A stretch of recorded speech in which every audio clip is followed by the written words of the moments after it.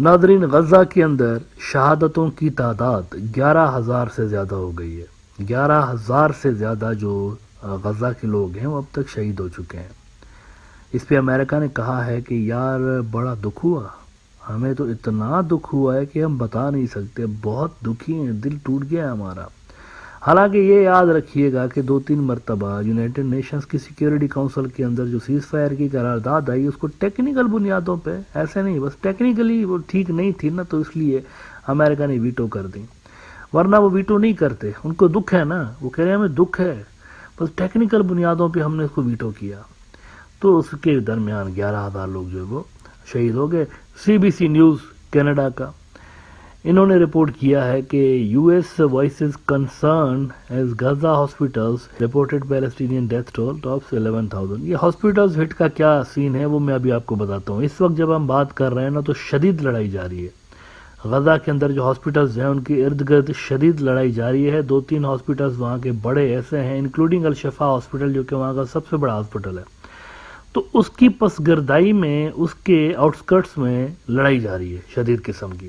اسرائیلی forces وہاں پر اندر گھسنا چاہتے ہیں ہاسپٹل کے اندر، اور وہاں کوئی 14,000 سے زیادہ لوگ جو ہیں وہ بیٹھے ہوئے ہیں، پناہ گزیر ہیں، تو ان کو ہاسپٹل کے اندر داخل ہونے سے روکنے کے لیے ریزسٹنس گروپس وہاں کے جو ہیں وہ لڑ رہے ہیں وہاں پہ، اور یہاں سے یہ کہہ رہے ہیں کہ نہیں ہم گھسیں گے، کیونکہ ان کے اندر حماس والے ہیں تو ان کو ڈھونڈیں گے، تو یہ انہوں نے ایک کھپ ڈالی ہوئی ہے وہاں پر۔ اس وقت جب ہم بات کر رہے ہیں نا تو وہاں پر لڑائی چل رہی ہے ہاسپٹلس کے ارد گرد۔ اچھا، اس کے علاوہ بلی تھیلے سے باہر آ گئی ہے، وہاں پر آپ نے سنا ہوگا ایڈیم، یہ ہندی کا ایک ایڈیم ہے، بلی تھیلے سے باہر آ گئی، یعنی حقیقت ظاہر ہو جانا۔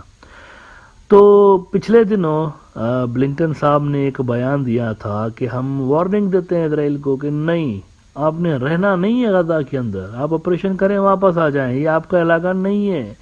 اس وقت بھی میں نے آپ کو بتایا تھا کہ یہ صرف ایسا ہی لفاظی ہے۔ اس کی وجہ یہ ہے کہ اسرائیل جو ہے وہ غزہ کے اندر واپس آنے کے لیے نہیں داخل ہو رہا، وہ وہاں پر میک شور کریں گے، بھلے دنیا کچھ بھی بولے، عالمی برادری ڈزنٹ میٹر، ابھی تک میٹر کیا ہے کیا اس نے، but they will make sure کہ وہ وہاں پر لمبے عرصے تک رہیں۔ تو یہ میں نے کہا تھا کہ بھلی امریکنز کچھ بھی کہتے رہیں، لیکن اصل پلان اسرائیل کا، مجھے یہ کم سے کم ان کی جو واردات کا طریقہ ہے اس کو دیکھ کر لگ رہا ہے۔ آج نیتن یاہو نے کنفیس کر دیا ہے یہی بات۔ ٹائمز آف اسرائیل ریفرنس دکھانا بڑا ضروری ہوتا ہے، تو ذرا ریفرنس دیکھ لیجیے، اسرائیل کا اپنا نیوز آؤٹ لیٹ دکھاتا ہوں۔ Netanyahu says IDF will control Gaza after war, rejects notion of international force۔ یعنی یونائٹڈ نیشنز کی بھی فورسز نہیں چلیں گی بھائی جان، ہم ہی رہیں گے، UN کی فورسز بھی نہیں، کوئی بھی فورس نہیں چاہیے غزہ کے اندر۔ اچھا ایجپٹ، ایجپٹ بھی نہیں چاہیے، کوئی بھی نہیں چاہیے ہمیں، ہم ہی رہیں گے بس۔ یہ CIA کے ڈائریکٹر گئے تھے نا پچھلے دنوں ایجپٹ، ان کو بولا تھا نا اس کا ایڈمنسٹریشن اس کی آپ لے لیں، تو CC نے ریجیکٹ کر دیا تھا کہ نہیں ہم نہیں رکھیں گے اس کی ایڈمنسٹریشن، یہ تو غزہ والوں کا، یہ فلسطین کا علاقہ ہے۔ تو اس نے کہا ہے کہ نہیں، نیتن یاہو کہہ رہے ہیں نہیں، انٹرنیشنل فورسز بھی نہیں، ہم ہی رہیں گے یہاں پہ۔ مزید ٹائمز آف اسرائیل کہتا ہے کہ IDF forces will remain in control of the strip, we will not give it to international forces, Netanyahu said, according to a readout from his spokesperson, not saying whether it would be so for the short or long term۔ کتنے عرصے کے لیے وہاں پر جا رہا ہے یہ بھی نہیں بتایا، بس ہم جائیں گے۔ اچھا، ایک بڑی خبر ویسٹرن میڈیا لگا رہا ہے، مطلب یہ میں نے کئی بڑے ویسٹرن نیوز آؤٹ لیٹس میں یہ خبر دیکھی، لیکن رشیا کے حوالے سے، البتہ رشیا اس کو ڈینائی کر رہا ہے، لیکن ہے خبر رشیا کے حوالے سے اور حزب اللہ کے حوالے سے۔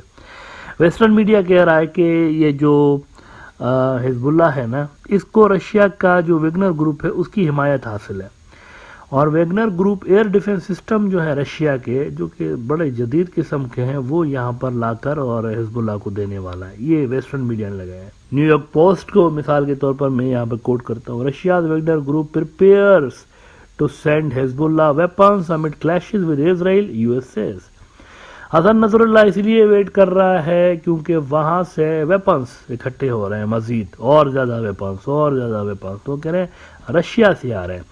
حالانکہ as I said earlier Russia نے اس چیز کو ڈینائی کیا ہوا ہے، انہوں نے کہا کہ نہیں ہم ویپنس نہیں دے رہے حزب اللہ کو، لیکن انہوں نے الزام لگایا ہوا ہے۔ اچھا، اس ڈر کے پیچھے کیا ریزن ہو سکتا ہے؟ یہ ڈر نظر آ رہا ہے نا، تو اس میں کیا ریزن ہو سکتا ہے؟ ریزن اس کے پیچھے یہ نظر آ سکتا ہے کہ امریکہ کے جو ڈرونز ہیں وہ گر رہے ہیں، امریکہ کے جو ڈرونز ہیں وہ یہاں پہ ٹارگٹ ہو رہے ہیں. یہ والی جو سٹوری ہے نا ویگنر گروپ کی جانب سے ان کو ہتھیار دینے والی سٹوری، یہ پہلے بھی چھپ چکی ہے کچھ دن پہلے، لیکن اب دوبارہ اس کو ریپیٹ کیا گیا ہے.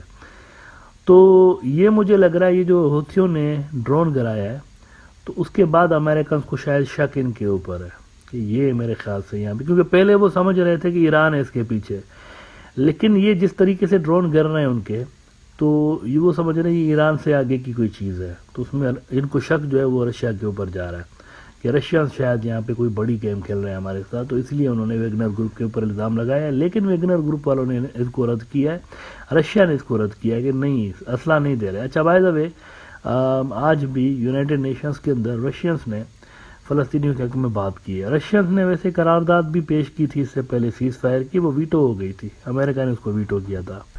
اچھا آخر میں آپ کے ساتھ یہ بڑی خبر شیئر کر دوں کہ مڈل ایسٹ میں تو یہ ہو رہا ہے نا، لیکن وہاں ایسٹرن یوکرین میں کیا ہو رہا ہے. رشیا نے آفینسو لانچ کر دیا ہے اپنا، رشیا نے یوکرین کے اوپر آفینسو لانچ کر دیا ہے اور وہ جو ہے ایڈوانس کر رہے ہیں وہاں پہ. الجزیرہ نے آج خبر لگائی ہے کہ fighting rages on Ukraine front line as Russia goes on the offensive. assaults on key town of Avdiivka continue as Putin visits Russian military headquarters for progress report on offensive. تو وہاں پر جنگ تیز ہو گئی ہے. اور دیکھیں ورلڈ وار میں پتہ ہے کیا ہوتا ہے، جب عالمی جنگیں لگتی ہیں نا، ورلڈ وار 1 ورلڈ وار 2، اس میں پتہ ہے اصل اس کا کریکٹرسٹک کیا ہے، وہ ورلڈ وار کیوں ہوتی ہیں. وہ ورلڈ وار اس لیے ہوتی ہیں کیونکہ دنیا کے مختلف حصوں میں کنفلکٹس چھڑی ہوئی ہوتی ہیں، اور وہ کنفلکٹس آپس میں لنک ہوتی ہیں کہیں نہ کہیں پہ، ملک آپس میں لنک ہوتے ہیں، اتحادی ہوتے ہیں، ڈیفنس سسٹم ان کا جڑا ہوا ہوتا ہے آپس میں، تو اس لیے وہ سارے ملک پھر سکن ہو جاتے ہیں.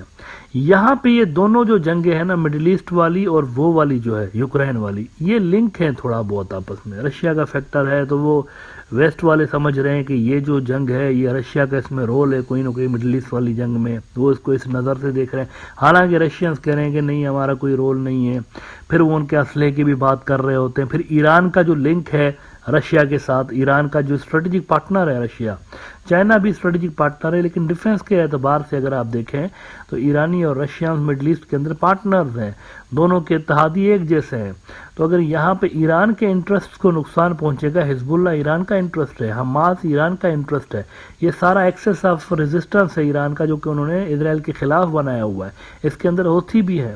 تو یہاں پہ ایکسس آف ریزسٹنس اگر کمزور پڑے گا تو ایران کے مسائل بڑھیں گے ایران کے لیے، تو لہٰذا وہ چاہیں گے کہ ان کا جو ایکسس آف ریزسٹنس ہے وہ کمزور نہ پڑے، تو وہ سکن ہو جائیں گے کسی نہ کسی مرحلے پہ.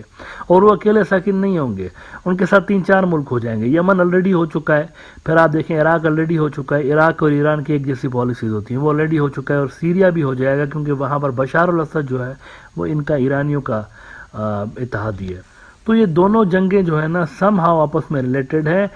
پیورن افورڈ نہیں کر سکتا کہ یہاں پہ ایران کمزور ہو اس طریقے سے. تو یہ جنگ اگر مڈل ایسٹ والی مترو بڑھ ہی نا تو ورلڈ وار چھڑنے کے چانسز میرے خیال سے، اب خدا نہ خواستہ ایسا نہ ہو، اب میری تو دعا ہے کہ ایسا نہ ہو، لیکن پھر یہ مستقبل جو ہے وہ کچھ زیادہ اچھا نظر نہیں آ رہا اگر یہاں پر کنفلکٹ اس طرح سے بڑھتی ہے تو.